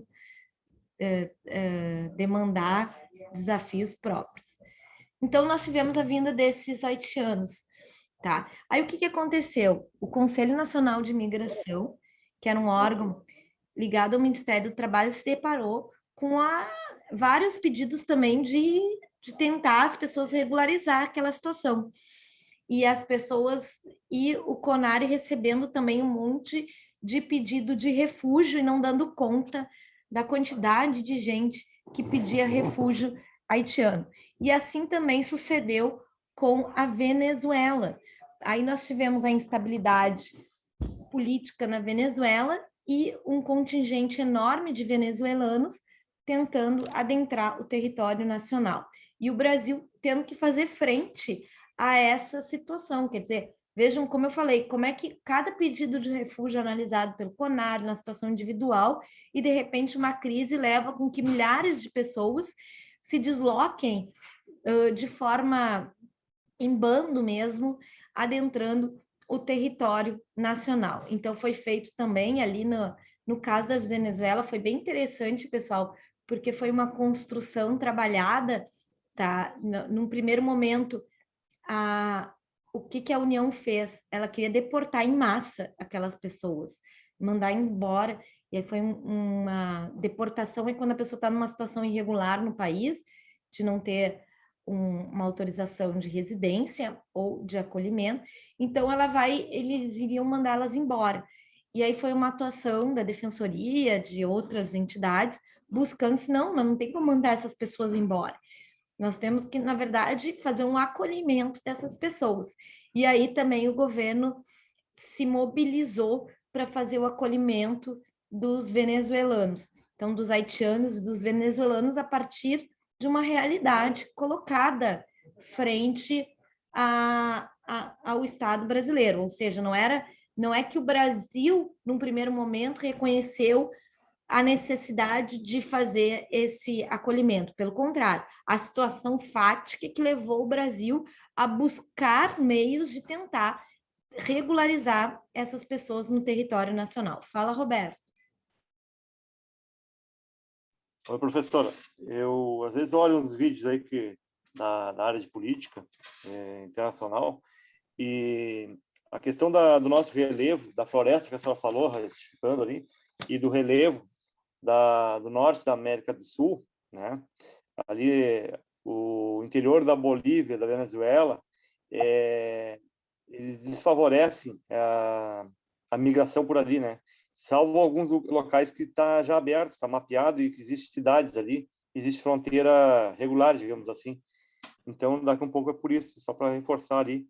Existe, sim, em vários locais do mundo, e no nosso caso ali no norte do Brasil, né, a floresta ainda é preservada muito por causa do relevo, por causa das condições adversas da natureza naquela região. Então, pessoal, excelente, Roberto. Então, o que aconteceu? Por resoluções, por decretos, o Estado brasileiro se organizou, tá? Sempre decretos, ou seja, não leis, não eram instrumentos, não eram leis propriamente dita, se organizou para receber os haitianos e os venezuelanos, tá? Aí, por quê? Porque vigia no Brasil então, o Estatuto do Estrangeiro, que era uma lei de 1980, que tratava, vejam que o nome mesmo já fala um pouco sobre como que era o tratamento, então a ideia do estrangeiro, daquele que é de fora, daquele que é visto com desconfiança, daquele que pode ser uma ameaça à segurança nacional. Então, esse Estatuto do Estrangeiro não tinha, evidentemente, não dava conta dessa realidade. Eu vou trabalhar a lei de imigrações na próxima aula, tá? Eu só quero trabalhar a autorização de residência agora. Eu vou fazer as críticas do Estatuto Estrangeiro na próxima aula. Aí, o que acontece, então? Em 2017, pessoal, em 2017, nós temos a publicação da Lei de Imigrações Brasileira, Lei 13.445, tá? E essa lei, então, vai trabalhar um instituto próprio brasileiro de acolhida humanitária. Então, veja, esse Instituto de Acolhida, autorização de residência ou visto para acolhida humanitária. O que ele significa? Significa a possibilidade do Brasil conceder residência a quem é proveniente de um país em situação de grave ou iminente instabilidade institucional, conflito armado, calamidade de grande proporção, desastre ambiental ou grave violação de direitos humanos ou direito humanitário, tá? Ou outras hipóteses na forma do regulamento. Então, ainda o regulamento pode ser mais abrangente que a lei. Então, a lei permite aqui e essas portarias já faziam isso, tá, pessoal? Mas de forma portaria, lembrando que sempre portaria não é lei, era algo que era trabalhado na política e pelo Estado, pelo Poder Executivo brasileiro. Aí, essa lei vai possibilitar que a pessoa, no seu local, lá onde está ocorrendo o conflito, ela peça um visto para entrar no Brasil. Isso, por exemplo, a capital lá do Haiti, Porto Príncipe, ficava cheia de fila de gente pedindo visto para entrar no Brasil. Teve até que fazer um mutirão. Ou ela adentrando no território nacional, então ela pode pedir uma residência específica com base na acolhida humanitária. Então, o que é acolhida humanitária? Ela se dá para um contingente, conforme o regulamento, de pessoas que se encontram em situação que não seria necessariamente o refúgio, mas ir buscando uma proteção no país de acolhimento. E o Brasil fez portarias acolhendo para a autorização de residência ou visto por acolhida humanitária para os haitianos e os venezuelanos. Por exemplo, o sujeito que vem, que é oriundo da Venezuela, ele pode pedir ou refúgio ou ele pode pedir acolhida humanitária. Ele decide o que ele vai pedir, não pode pedir os dois, é um ou outro. Tá? qual é a vantagem da acolhida humanitária? É mais rápido. Então, aquilo que a Sonimara falou. Por quê? Porque o refúgio vai verificar a situação daquela pessoa individual, mas o refúgio, ele tem uma proteção internacional. O acolhimento humanitário, ele já vem no Brasil e ele já tem uma autorização de residência, ele vai, só pelo fato dele ser venezuelano, a própria portaria já vai determinar a obrigação da autoridade migratória de conceder essa residência, já vai ficar em situação imediatamente regular, tá? E mais célere para a solução dos seus casos. Então, hoje, o que a gente observa no caso dos venezuelanos é mais essa acolhida humanitária do que a situação de refúgio, tá? Em Pacaraima, tem uma missão, pessoal, de vários órgãos públicos, dentre eles a Defensoria Pública, que trabalha com a acolhida de venezuelanos. Então, nós tivemos um problema muito sério na pandemia, porque a fronteira fechou e as pessoas ficaram com dificuldade de vir, tá? E ali foi feita uma operação. Tem um vídeo ali no material de vocês, depois eu não vou passar aqui o vídeo, tá, pessoal? Mas o vídeo é super bacana, mostra um pouquinho desse trabalho de acolhimento dos venezuelanos que chegam no nosso país, ali na fronteira de Pacaraima, em Roraima, tá? Então, um pouquinho sobre foram feitas tendas de acolhimento, a participação do Exército, na época, até quem aparece no vídeo é então o general Pazuello, que fez um trabalho ali bem bacana, na época de instalação dessa operação Acolhido. O nome da operação foi uma operação Acolhida, foi determinado em 2018, tá? Uma força-tarefa, para fazer frente àquele contingente de pessoas. E depois eles tentavam fazer a interiorização, então isso foi bem bacana também. Nós tivemos o recebimento aqui, eu participei de um evento junto com o prefeito de Esteio, por exemplo, que era a busca de parcerias em cidades do interior do Brasil, né? Porque para não ficarem todo esse monte de pessoas em Roraima, e aí fazerem a interiorização nesse sentido.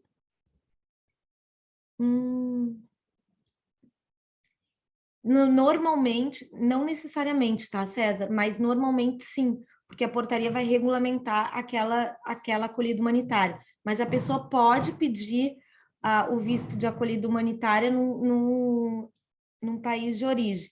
Normalmente é o Estado que fornece essa acolhida humanitária já de antemão, mas ele não precisa que o país tenha regulamentado primeiro na portaria, tá? Mas pode ser, e aí eu tenho um caso ali que eu botei para vocês, uma atleta de Belarus, que ela vai requerer uma acolhida humanitária, quem vai dar acolhida humanitária é a Polônia. Então ela vai no mundo e requer a acolhida humanitária. Poderia ser que o Brasil fizesse uma regulamentação para conceder a autorização humanitária para ela, mas no caso foi a Polônia que deu.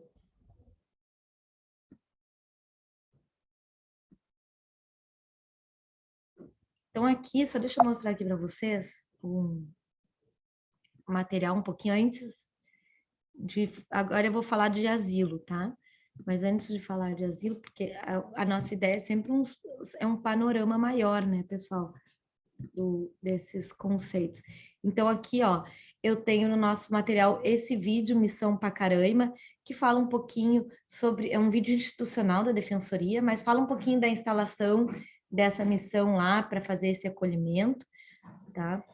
Esses do refugiado que a gente viu, e aqui eu botei uma notícia, olha, César, bem bacana, que foi uma velocista de Belarus, que ela requer lá nas Olimpíadas de Tóquio, agora, né, recente, ela vai requerer um pedido de proteção, porque ela diz que ela é perseguida na Ucrânia.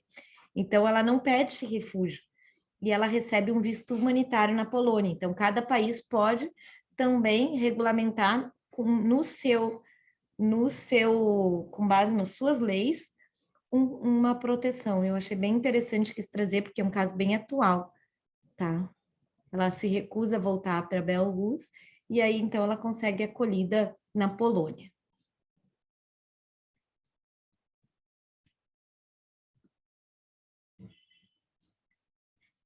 Certo, pessoal? Dúvidas, comentários? Não? Tranquilo, Sora. Então, nós vimos, pessoal, o Instituto do Refúgio, que ele se dá com base em convenções internacionais em relação aos perseguidos ou alguém que esteja em situação de conflito armado generalizado, violência generalizada. E então, os países se reuniram, fizeram um tratado internacional. Além desse caso dos refugiados, os países podem também trabalhar a questão da acolhida humanitária. A acolhida humanitária, ela se dá, vai ser regulamentada internamente, nacionalmente pelos países, e se dá para fazer frente a situações que que demandariam aqui não uma análise justamente nas entrelinhas da convenção, mas poderiam abranger situações gerais. Por exemplo, todos os venezuelanos têm direito ao acolhimento humanitário. A gente não tem no refúgio uma possibilidade de estabelecer de forma geral.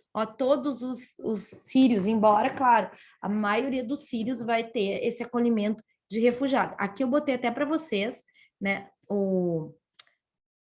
da acolhida humanitária, tá? Os funcionários do governo Maduro foram impedidos, tá, de requerer essa proteção por portaria. Então, se de alguma forma for visualizada uma situação dessas, impediria o acolhimento de residência nesse sentido. E aí tem várias questões super interessantes dentro desse panorama maior, a questão das crianças migrantes desacompanhadas, a questão das pessoas de etnia varal, indígenas da etnia varal, que também se encontram dentro lá dessa situação de risco na Venezuela, e aí vem para o Brasil, porque é uma comunidade indígena na fronteira entre Venezuela e o Brasil. Então, são várias questões que envolvem esse acolhimento das pessoas. A operação de interiorização, como eu falei. Então, o Brasil também, dentro de uma iniciativa da OIM, não é da Acnur, a OIM é a Organização Internacional de Migrações, tá?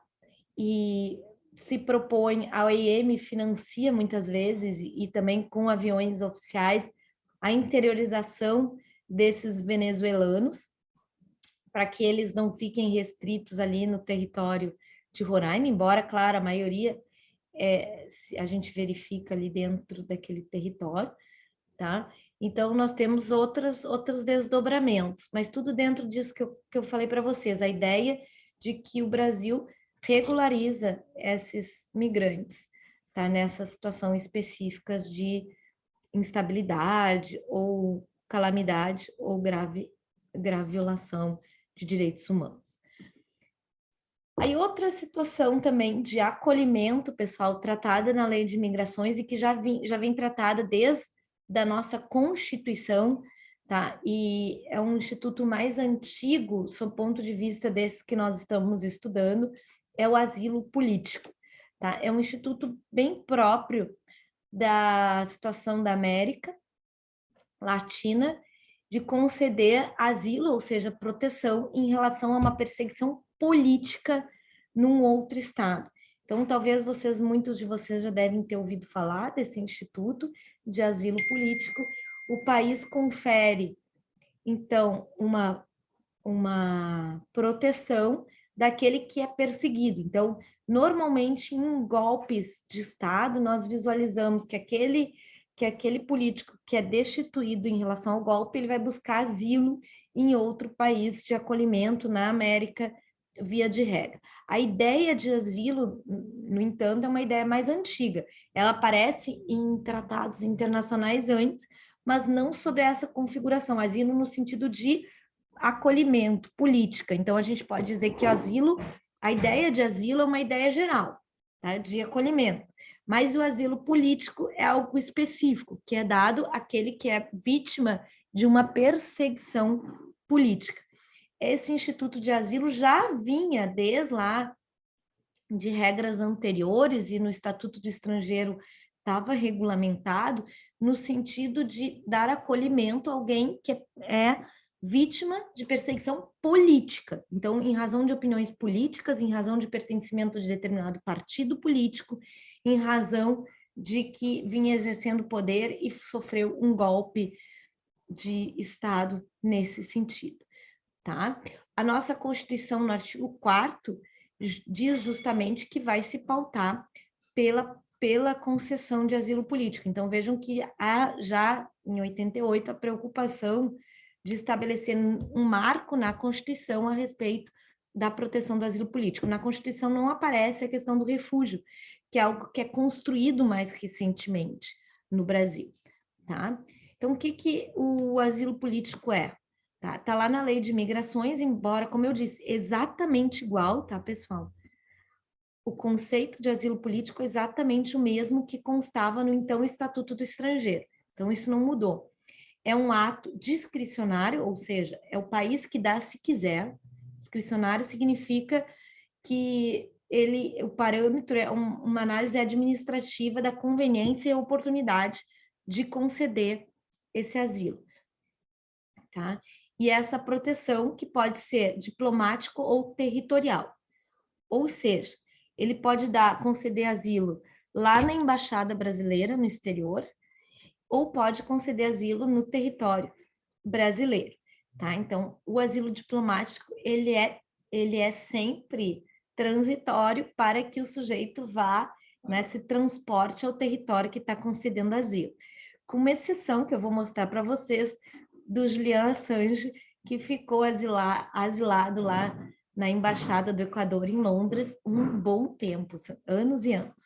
Tá? Vou falar sobre esse caso já já. Então, o asilo político é a proteção que é dada ao indivíduo e é sempre um juízo de oportunidade e conveniência e oportunidade do país. Então, veja, não é algo que a norma vai estipular que ele tem uma obrigação de dar asilo político, não. As convenções dizem que os países devem assegurar o Instituto de Asilo, mas a quem é dirigido asilo é um juízo discricionário de cada um dos países, tá?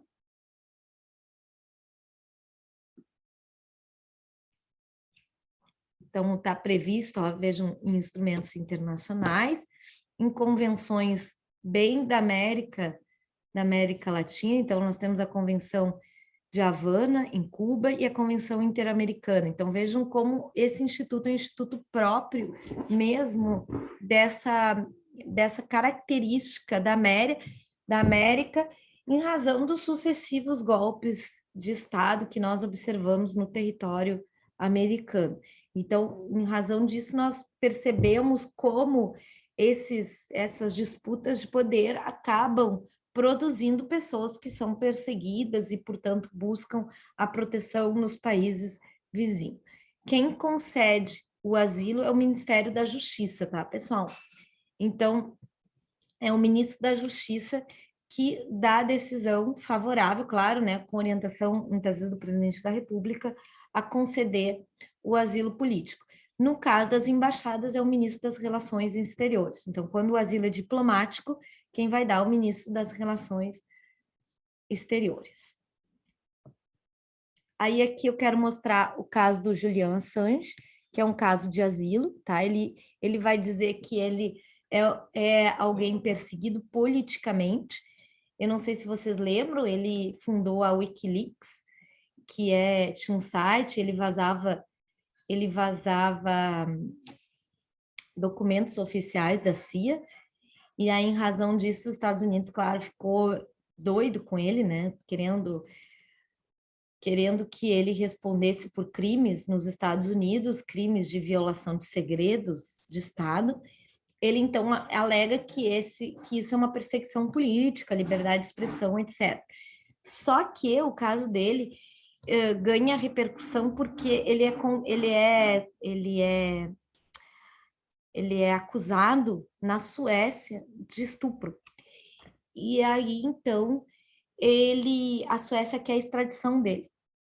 A Suécia. E aí, ele estava em Londres e entra na Embaixada do Equador dizendo que ele está sendo perseguido em razão desses fatos que seriam, na verdade, por quê? Porque o maior medo dele era ele ir para a Suécia, responder esse caso de estupro e depois ser extraditado, ser mandado para os Estados Unidos. Vamos falar um pouquinho, já vou mostrar o videozinho dele para que a gente possa entender. Ele ainda aguarda, tá, esse pedido dos Estados Unidos de extradição. E outro caso super bacana é do Edward Snowden, também tem um filme com o nome dele, ele é também um ex-agente, esse filme é muito bom, gente. Ele é um ex-agente da CIA e ele também vai revelar como o comportamento da CIA de vigiar pessoas, etc. E aí ele acaba sendo perseguido, porque ele revela esses segredos, e aí ele vai para Hong Kong no filme, né? Isso parece bem, e depois ele busca asilo na Rússia, e a Rússia dá asilo para ele. Então, vejam, pessoal. A gente viu, então, os 3 institutos. Deixa eu mostrar aqui esses casos para vocês. Tá? Aqui, então, tem bastante casos de refúgio. Então, aqui está a reportagem da prisão do Assange, que eu vou mostrar para vocês. Depois tem o refúgio em número. E um caso aqui, ó, caso de refugiado do STJ de Israel também, para vocês analisarem um caso concreto. Tá? E aí que eu trouxe uma reportagem sobre criança desacompanhada, aqui dentro dessa linha toda que a gente está estudando. E depois vários filmes para vocês verem aí no final de semana, tudo sobre refúgio, tá, gente? Ou asilo. Esse aqui é o Snowden, esse filme que eu falei para vocês. Depois esse outro filme, Primeiro Mataram Meu Pai, é um filme produzido pela Angelina Jolie, que se passa no Camboja. É um filme bem triste, sobre o Khmer Vermelho no Camboja e a situação dela enfim, é uma situação de uma família que vai tentar sair do Camboja. Esse filme, Missão no Mar Vermelho, é um filme sensacional do Netflix de 2019, se passa na Somália, pessoal. E a perseguição de judeus, vejam só, judeus naquela localidade, e eles então vão tentar fazer a saída. Ele é de 2019, o filme, mas ele se refere a fatos ocorridos na década de 70. Tá? Se não me engano, 70 ou 80. E aí eles tentam, há uma missão de Israel para tentar retirar esses judeus que estão sendo perseguidos na Somália. Esse outro, Beats of No Nation, é um filme do Netflix também, ele se passa numa guerra civil na África, num país específico, tá? Mas demonstra toda a questão dos conflitos e como isso repercute na questão da insegurança das pessoas. Depois tem esse aqui do Sérgio, que é do Sérgio Vieira de Mello, um pouquinho sobre a vida dele. Esse outro filme, Capacetes Brancos, ele mostra a questão da Síria. Aí depois tem esses outros 2 que eu coloquei aqui, ó, Dipan, O Refúgio. Esse filme é sensacional. Ele se passa, pessoal, 2 pessoas e uma outra menina, uma família, e que eles saem lá do Sri Lanka, tá? Em razão das disputas, só que é engraçado porque eles não eram bem da etnia que é perseguida, mas eles buscam refúgio na França. E o filme é muito interessante também porque mostra um pouco da questão da periferia de Paris. Então, como essas pessoas são recebidas na França, como que se dá... Aí, claro, tem as questões interpessoais delas, que é muito interessante no filme. E o outro aqui é é um menino, tá? Um filme, a história de um menino que ele fica desacompanhado, os parentes dele, ele não acaba se perdendo e ele busca, de alguma forma, sobrevivência e proteção em países vizinhos. Deixa eu ver a Sonimara. Refúgio para solicitar tem que estar no país ou fronteira e humanitária feita fora do país que estou solicitando através do consulado? O refúgio, ele só pode ser feito, e isso é uma questão super interessante, Sonimar, porque o refúgio ele tem que ser feito no primeiro país, aí que está a briga toda da Europa, tá? Porque o refúgio tem que ser no primeiro país em que a pessoa atinge após sair do seu país de conflito. Então, por isso é que a Itália é a grande porta de entrada em razão de refúgio, e eles devem solicitar o refúgio no país, no primeiro país que essa pessoa se sente segura. E aí esse país é que tem que fazer análise, tá? Então, e sempre, nunca pode ser feito no país em que a pessoa está sendo vítima de perseguição. É sempre no local em que ela vai requerer a sua residência. Por isso que muitas vezes, pessoal, a gente viu ali naquelas imagens as pessoas se deslocando em países do leste europeu para tentar chegar a determinadas localidades na Europa em que elas solicitariam refúgio, e argumentando que seria o primeiro país de entrada. Agora, claro, aí a União Europeia tem refutado esses argumentos, dizendo, não, o primeiro país de entrada tinha sido lá na fronteira, na primeira país. Aí tem uma série de questões da União Europeia sobre essas disputas. A Itália, então, requer dinheiro da União Europeia, porque diz que não vai aceitar os refugiados e quer que eles tenham, os demais países façam também o acolhimento. Então, os países aceitam cotas de refugiado dentro da União Europeia, para que não fiquem apenas concentrados em determinado país. Então, isso é uma discussão enorme nesse sentido. Até eu tenho umas reportagens super recentes, pessoal, vejam que interessante, a Dinamarca agora está pensando, claro que isso assim, já está dando, mas vai dar mais, né?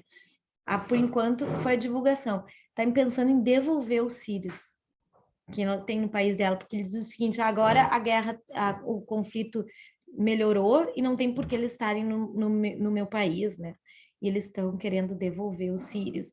A Espanha agora, recentemente, também nos jornais, acompanhou casos de crianças órfãos nos seus países de outra nacionalidade, órfãos, e aí ela coloca toda a problemática de fazer o acolhimento das crianças, porque as crianças elas não podem devolver, né, as crianças órfãs, que não tem registro de família. Então, chegam lá desacompanhadas, elas são obrigadas a colocar numa instituição, um acolhimento, e o que elas vão fazer com essas crianças? Então, não tem como devolver no país de origem. Então, essa é outra questão também super atual. Certo? E aqui, ó, pessoal, eu coloquei uma questão do ENAD, tá? O ENAD é o Exame Nacional que é feito pelo MEC para avaliar as faculdades. Todos vocês vão fazer provavelmente o ENAD no final do curso. E a IMED tem uma preocupação de já pensar essas questões ao longo do curso, como vocês vão enfrentar essas questões, como preparar vocês também para fazer esse ENAD. E as provas do ENAD normalmente são textos e interpretação do texto contextualizada com o conteúdo jurídico normativo que vocês estão estudando. Então, esse caso aqui, vejam um texto de uma reportagem do Globo, tá? Depois aqui tem um pouquinho texto sobre uma passagem de uma lei, de um livro, tá? Sobre refugiado. E aí ele pergunta sobre esses dois textos para vocês analisarem as alternativas, tá? Então, por que essa questão está aqui? Para vocês já irem se deparando, está aqui no fórum, para vocês já irem fazendo, verificar se vocês têm dificuldade em fazer a questão ou não. Deixa eu ver como é que eu abro aqui. Então, é uma questão longa. Todas as questões do ENAD são muito longas, tá? Então... Aqui, tá. Então, tá aqui, ó, a pergunta é essa aqui mesmo. Apresente, é uma pergunta dissertativa, tá? Então, apresente a partir do sistema jurídico de proteção dos direitos humanos 2 fundamentos jurídicos que asseguram o tratamento a ser conferido aos cidadãos natos e refugiados no Brasil. O que são cidadãos natos? São aqueles nascidos no Brasil e os refugiados, esses que vêm. Então, quais são os tratamentos aos cidadãos natos e refugiados? Os refugiados gozam dos mesmos direitos fundamentais dos cidadãos brasileiros. Então, direito ao acesso à escola, direito à previdência, direito às liberdades. Então, vejam, é uma pergunta super simples mesmo. Direito ao trabalho, tudo isso que os refugiados gozam. Então, não vai haver distinção daquele que é um cidadão nato, ou seja, que nasceu no território nacional, dos refugiados em relação aos direitos humanos, que devem ser tratados no Brasil. Uma pergunta super simples, mas o texto, ele é tão rebuscado e a forma de perguntar, muitas vezes, pode levar com que a pessoa fique, enfim, ache que não saiba a resposta, mas sabe, a gente falou várias vezes sobre isso. Então, o refugiado, ele ganha proteção jurídica no país e ele tem que ser respeitado enquanto pessoa que está no território nacional com os mesmos direitos humanos que são assegurados para os brasileiros. O Brasil não tem diferença no que tange aos direitos humanos da relação entre os brasileiros e os refugiados, os migrantes, etc. Todas as pessoas que se encontram no território nacional merecem a mesma proteção de direitos humanos. É só o artigo 5º, professora? Tem mais outro artigo? Só um pouquinho. E é interessante, já te dou a palavra, e é interessante observar que até mesmo, pessoal, benefícios assistenciais, como, por exemplo, o BPC, também devem ser assegurados para os migrantes. Então, não é algo que seja privilégio dos brasileiros natos. O que existe é a própria Constituição fazendo referências, muitas vezes, a cargos que são de ocupação exclusiva de brasileiros natos, como, por exemplo, a presidência da República. Eu não entendi o que, Roberto? Eles são colocados no artigo 5º ou tem mais outros artigos? Não, tem mais outros artigos, a proteção da família, a proteção da criança e do adolescente, enfim, todos os direitos humanos. Claro que o artigo 5º são aquele rol dos direitos, dos primeiros direitos de liberdade, estabelecido no artigo 7º, depois os direitos econômicos e sociais, mas por toda a Constituição nós temos direitos humanos e convenções internacionais que tratam de direitos humanos. Então, não é algo exclusivo na Constituição nesse sentido, tá? Mas muitos dos direitos estão lá no artigo 5º, direito de reunião. Isso é outra coisa, por exemplo, antigamente o Estatuto do Estrangeiro não possibilitava o direito de reunião entre o estrangeiro, porque dizia que ele podia tá confabulando para derrubar o governo brasileiro ou tomada de poder, então, nesse sentido, tá? Bom, oi. Só nível de curiosidade. Hã? Sabe, algum país que não assegure os mesmos direitos para os natos e os refugiados? Não, porque isso violaria a Convenção Internacional, né? Ah, Agora, porque a convenção determina que tenha os mesmos direitos, tem a proteção do trabalho e tudo. Agora, se eu desconheço, assim, algum que possa fazer algum tratamento mais privilegiado, tá? Eu desconheço, mas pode até acontecer.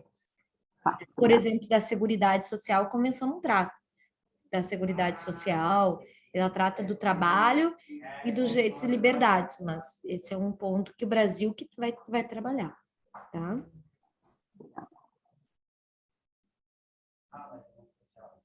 Bom, aí aqui, então, tem essa questãozinha do ENAD que eu queria mostrar para vocês, fazendo referência. Aqui, pessoal, então, aqui, ó, tem o vídeo Missão Pacaraima, muito bacana. Aqui eu tenho um videozinho bem simples, tá? Sobre refúgio e asilo, a AGU explica. Ela faz referência ao Estatuto do Estrangeiro, que já foi revogado, tá? Mas o conteúdo normativo, como eu disse, é o mesmo da nova lei de imigrantes.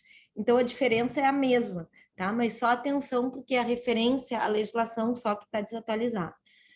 E aí, aqui está a reportagem também, que eu falei para vocês, do Julian Assange. Vocês querem ver agora? Querem ver depois? Porque a gente já está 10 horas. Posso passar agora? Ou vocês preferem ver em casa depois? Por mim, pode. Pô.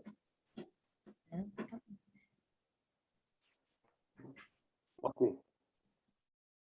Então, aqui é uma reportagem só para mostrar para vocês, até para se vocês tiverem alguma. Ai, não consigo saber.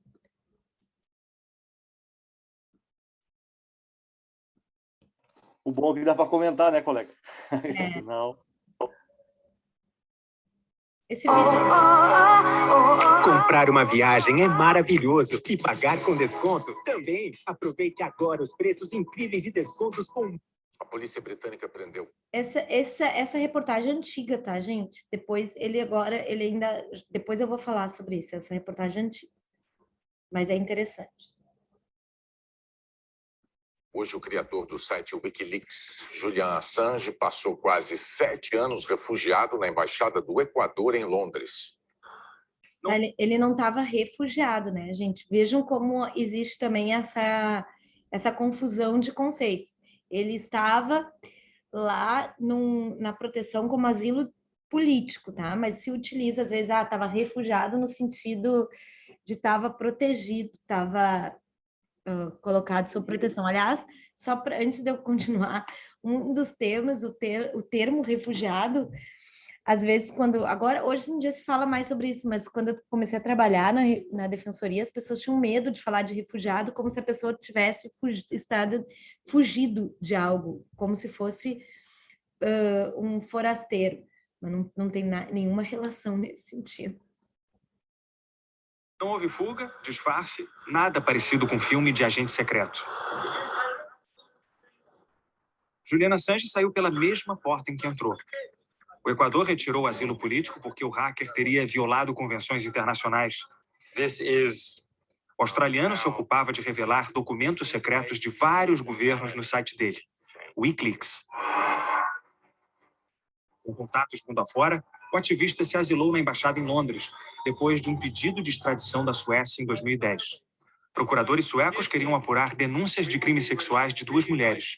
Com uma, ele teria insistido em fazer sexo sem camisinha, o que seria uma coerção.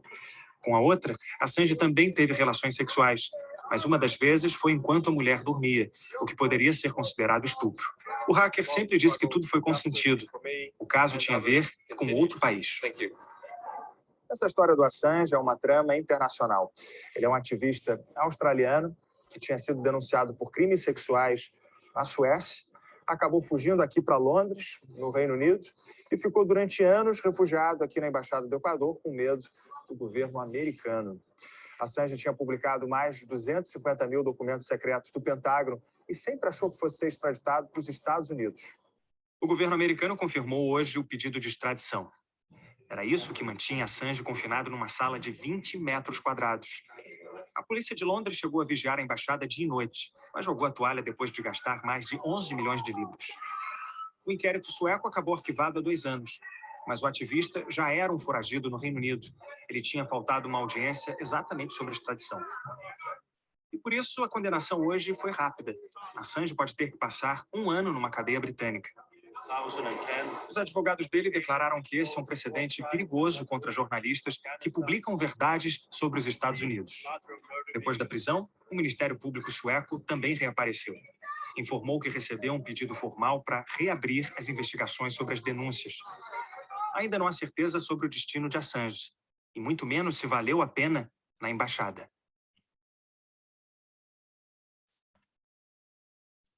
Então, pessoal, esse é o caso dele. E depois ele cumpriu o termo. Comprar uma viagem é maravilhoso e pagar com desconto também. Aproveite agora os preços incríveis e descontos com muitas facilidades de pagamento. Deu, pronto. É legal os motivos de cometimento de crimes, as acusações aí são bem fortes assim para ter uma repercussão tão grande, né? Isso, eu passei aqui, o Henrique botou kkk. Claro. E a Célia me pergunta da chamada, eu realmente esqueci de fazer, Célia. Posso puxar depois o relatório do Zoom, tá? E então, pessoal, ou a gente pode, não sei se alguém já saiu, então depois eu puxo o relatório. Então, o caso dele, ele acabou cumprindo pena em Londres, vocês podem até jogar no Google, e os Estados Unidos fez o pedido de extradição, mas ainda não foi, tá? Ele ainda não foi para lá. Agora, é bem interessante o caso dele, como o Roberto falou, porque trata toda dessa discussão sobre a importância, sobre a questão do refúgio, a questão do asilo, tá? Então, no caso dele, foi asilo. Por quê? Porque é uma perseguição política que ele tem, que ele sofreu. E aí o Equador tinha um governo que, de certa forma, confrontava os Estados Unidos, então fez o acolhimento dele, depois mudou o governo, então o Equador mandou ele embora da embaixada, nesse sentido. Tá? Então, foi mais ou menos esses acontecimentos. Pessoal, querem fazer algum comentário sobre esses temas que nós vimos?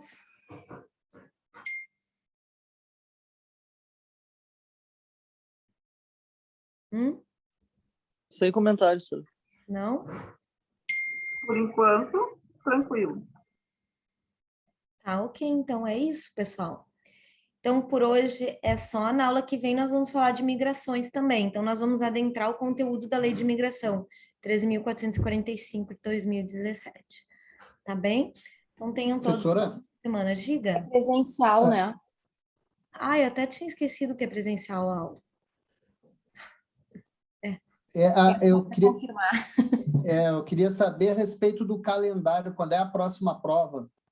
Então, daqui 2 semanas, tá, César? Então, nós temos a aula presencial na próxima terça-feira, até tinha esquecido disso, ainda bem que nem me lembro quem é que me lembrou. Então, na próxima terça, nós teremos aula presencial, conforme o calendário, tá? E no dia 23, nós teremos a nossa avaliação pelo AVA, tá? Então, dia 23, avaliação pelo AVA, dentro do mesmo sistema. Lembrem-se que vocês estão me devendo aquele trabalhinho, lembra? Lá do caso da Corte Interamericana. Prof, a aula vai ser na mesma sala que ela? Na mesma provável? Exatamente, na mesma sala que nós tivemos. Tá? Isso, não esquece, Henrique. Coloca lá e posta lá depois o trabalhinho, tá bem? Não esqueçam, tá, pessoal? Que a gente combinou, lembra? Então é isso. Tenham todos uma boa semana, tá? E nos vemos então na próxima aula lá de forma presencial. Obrigada. Boa semana. Eu que agradeço. Obrigado por Tchau, tudo. pessoal. Boa semana. Boa semana. Obrigada, bom fim de boa semana.